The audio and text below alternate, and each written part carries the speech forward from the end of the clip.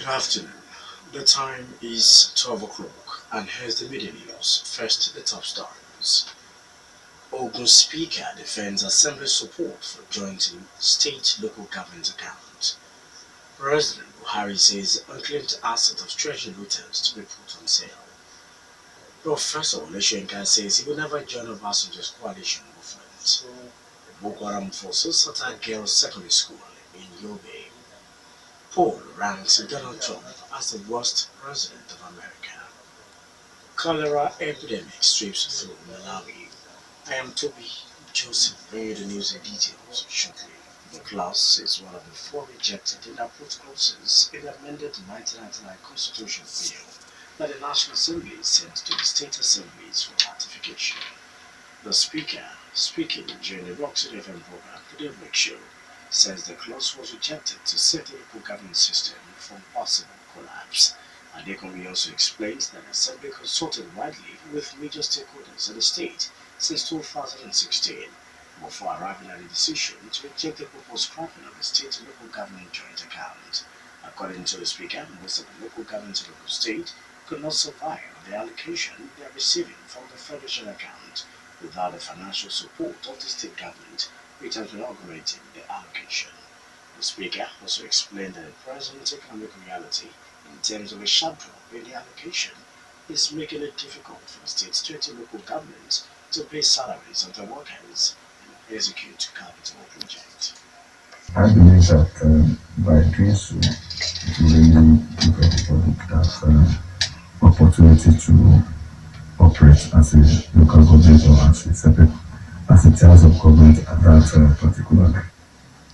Other clauses in the 1999 amended Constitution Bill rejected at its plenary last February 8 included those allowing the President to continue withdrawing funds from the consolidated account 6 months after the expiration of the yearly budget instead of 3 months, and also the incorporation of the core functions of the Nigerian Security and Civil Defense Corps in the Constitution. A motorist has narrowly escaped death in a mob attack after killing two persons, including a commercial motorcyclist at Adigbe or Bada exits of Abeokuta, the state capital. The incident took place while the motorist was driving a private car in an attempt to overtake a taxi cab, which suddenly stopped to pick a passenger at Opaco bus stop in the area. In the process, his car knocked a commercial motorcyclist into a drainage and he died instantly. A passenger that the commercial motorcyclist was carrying was also critically injured and rushed to a nearby hospital where he died later. The mob, mostly carabiners and passers-by, set the car ablaze and attacked the motorist and a female occupant in the car with dangerous weapons including stones and broken bottles. The driver and the occupants in the car were rushed by a good Samaritan who whisked them away in his car. Rock City FM gathered that the driver is now at a police station in the city. Nobel laureate Professor Oleshenka says he will never join the coalition for Nigerian movement floated by former President Olusegun Obasanjo. Obasanjo announced the formation of the movement in his recent open letter addressed to President Muhammadu Buhari. Shenka, speaking in an interview with BBC Yoruba, says the coalition is not formed for someone like him. He asked Nigerians to be suspicious whenever former generals like Obasanjo and Ibrahim Babangida speak on national issues because what they have in mind might be different. President Muhammadu Buhari says all the seized and looted assets whose owners fail to claim are to be sold off. Buhari promised that proceeds from the sale will be lodged into the public treasury to prevent the looters from reclaiming them as had happened in the past. The president gave this indication in Dara, Katsina State, while receiving members of the Dara Emirate Coalition who paid him a condolence visit to his relative's death. Most of the looters arrested by anti-graft agencies, according to the president, had been denied the ownership of assets traced to them. He explains that the process of recovering stolen assets is very complex and that the democratic dispensation because it has to follow the rule of law. Meanwhile, President Muhammadu Buhari has asked Nigerians, especially the elites, to be ready to make sacrifices for national development and growth. The president made a call in Dara at a meeting with the senior citizens of Katsina State. Buhari says there is always a time when citizens of the country have to sacrifice their personal pleasure and pay the ultimate price for the progress and unity of the country.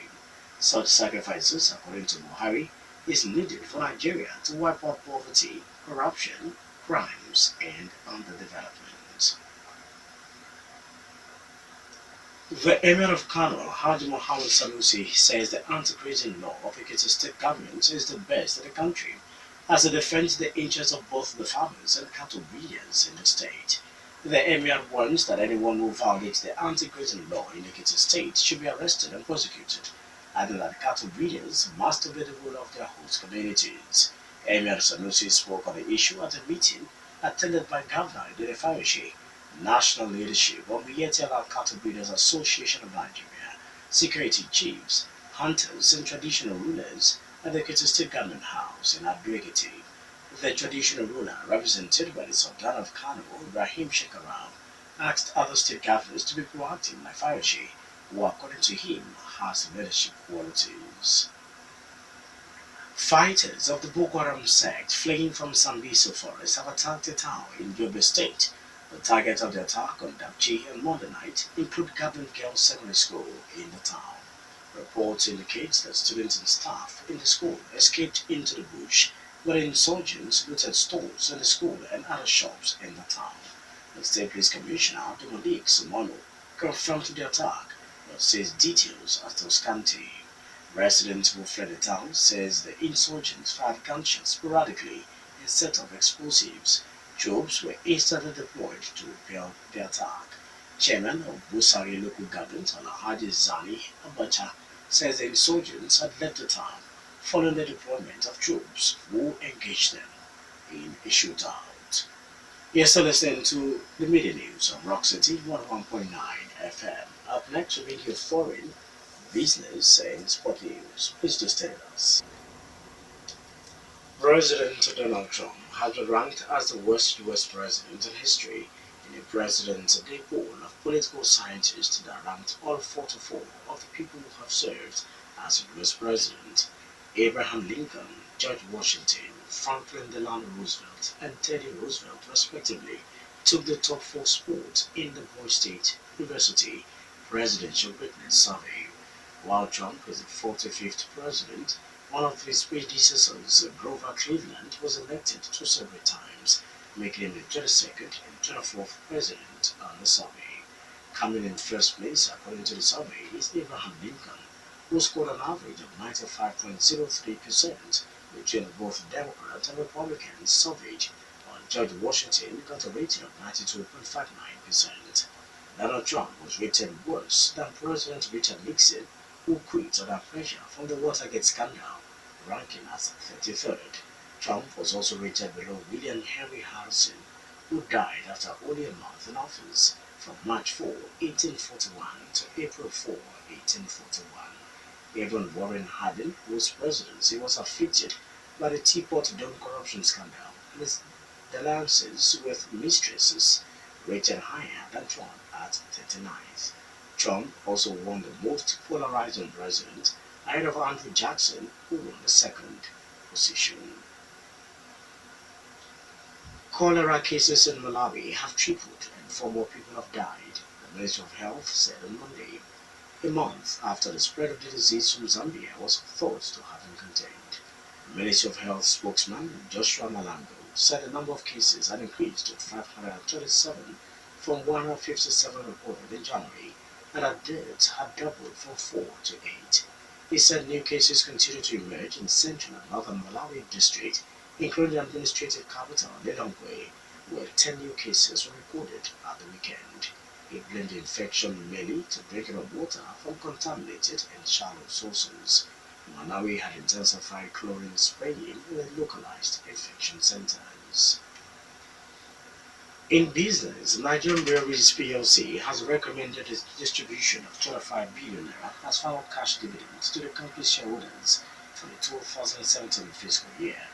The 25 billion naira has raised the total cash dividend for the 2017 business year to 32.9 billion naira. Shareholders are expected to approve the dividend at the company's annual general meeting on April 20, 2018, while the dividend will be paid on April 23, 2018. Nigerian breweries have distributed 7.9 billion naira as interim dividend, representing interim dividends per share of 1 naira. The total dividend per share now stands at 4 naira 13 kobo.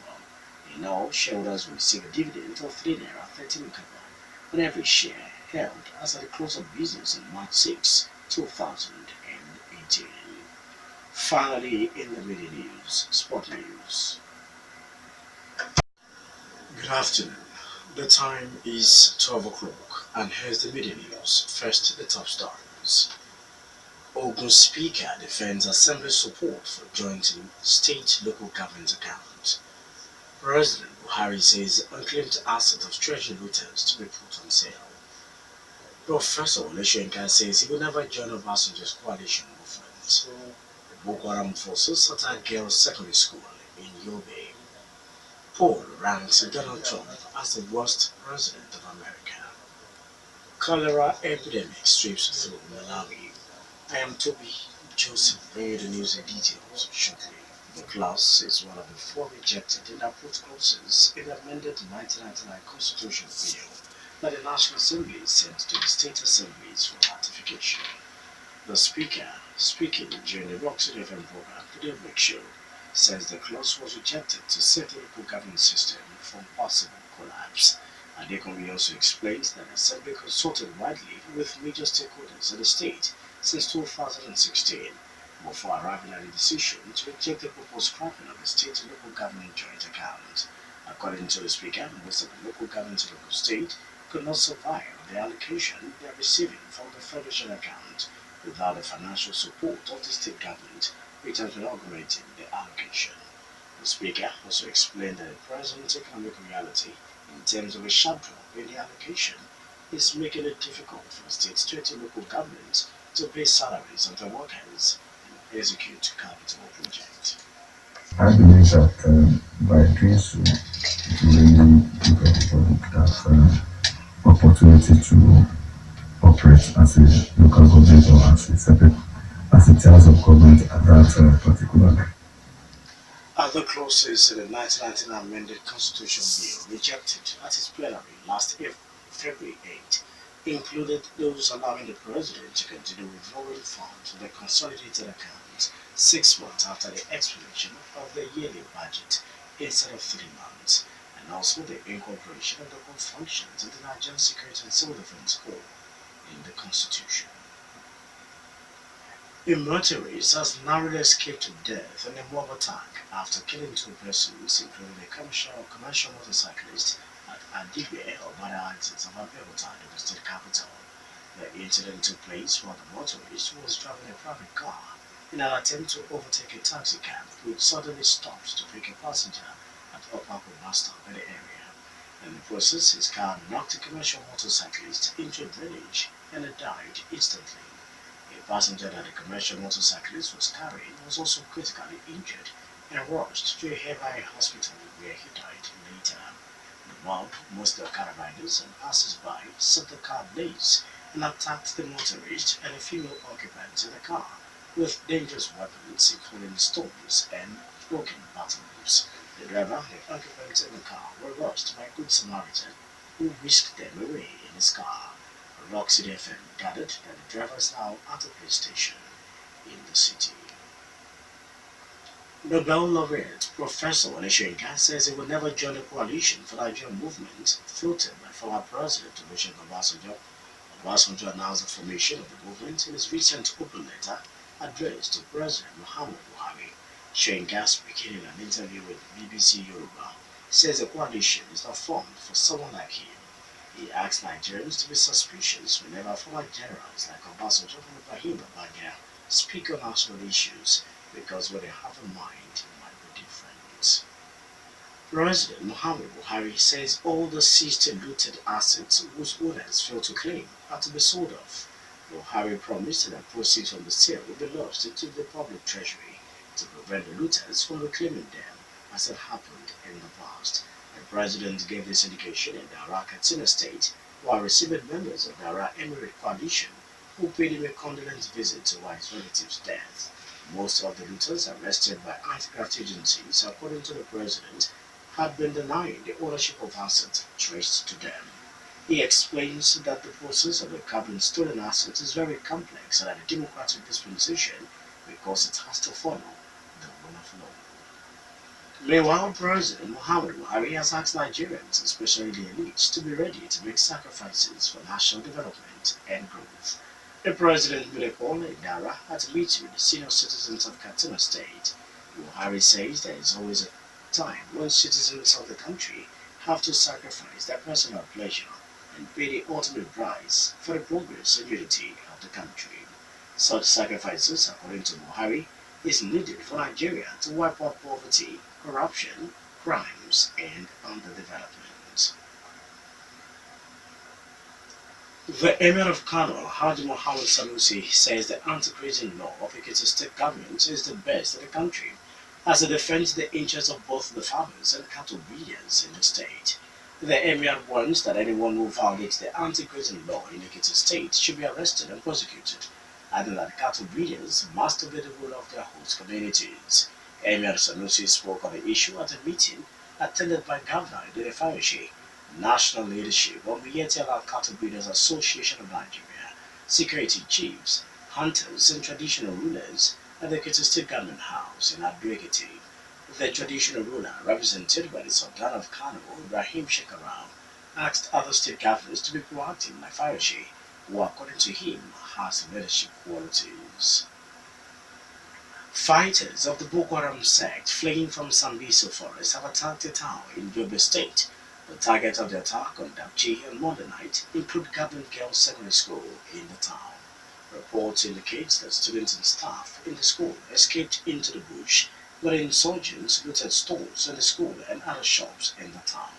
The State Police Commissioner Abdulmalik Simono confirmed the attack, but says details are still scanty.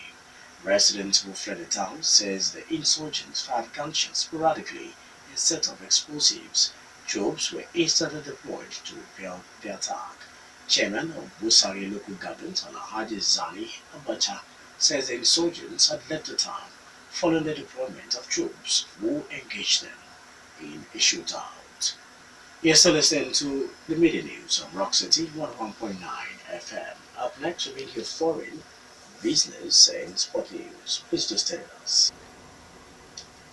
President Donald Trump has been ranked as the worst U.S. president in history in a President's Day poll of political scientists that ranked all 44 of the people who have served as a U.S. president. Abraham Lincoln, George Washington, Franklin Delano Roosevelt, and Teddy Roosevelt, respectively, took the top 4 spots in the Boise State University Presidential Greatness Survey. While Trump is the 45th president, one of his predecessors, Grover Cleveland, was elected 2 separate times, making him the 22nd and 24th president on the survey. Coming in first place, according to the survey, is Abraham Lincoln, who scored an average of 95.03%, between both Democrats and Republicans surveyed, while George Washington got a rating of 92.59%. Donald Trump was rated worse than President Richard Nixon, who quit under pressure from the Watergate scandal, ranking as 33rd. Trump was also rated below William Henry Harrison, who died after only a month in office from March 4, 1841 to April 4, 1841. Even Warren Harding, whose presidency was afflicted by the Teapot Dome corruption scandal and his dalliances with mistresses, rated higher than Trump at 39th. Trump also won the most polarizing president, ahead of Andrew Jackson, who won the second position. Cholera cases in Malawi have tripled and 4 more people have died, the Ministry of Health said on Monday, a month after the spread of the disease from Zambia was thought to have been contained. The Ministry of Health spokesman Joshua Malango said the number of cases had increased to 537 from 157 reported in January, and that deaths had doubled from 4 to 8. He said new cases continue to emerge in central and northern Malawi district, including the administrative capital Lilongwe, where 10 new cases were recorded at the weekend. He blamed the infection mainly to drinking of water from contaminated and shallow sources. Malawi had intensified chlorine spraying in the localized infection centers. In business, Nigerian Breweries PLC has recommended the distribution of 25 billion naira as final cash dividends to the company's shareholders for the 2017 fiscal year. The 25 billion naira has raised the total cash dividend for the 2017 business year to 32.9 billion naira. Shareholders are expected to approve the dividend at the company's annual general meeting on April 20, 2018, while the dividend will be paid on April 23, 2018. Nigerian breweries have distributed 7.9 billion naira as interim dividend, representing interim dividends per share of 1 naira.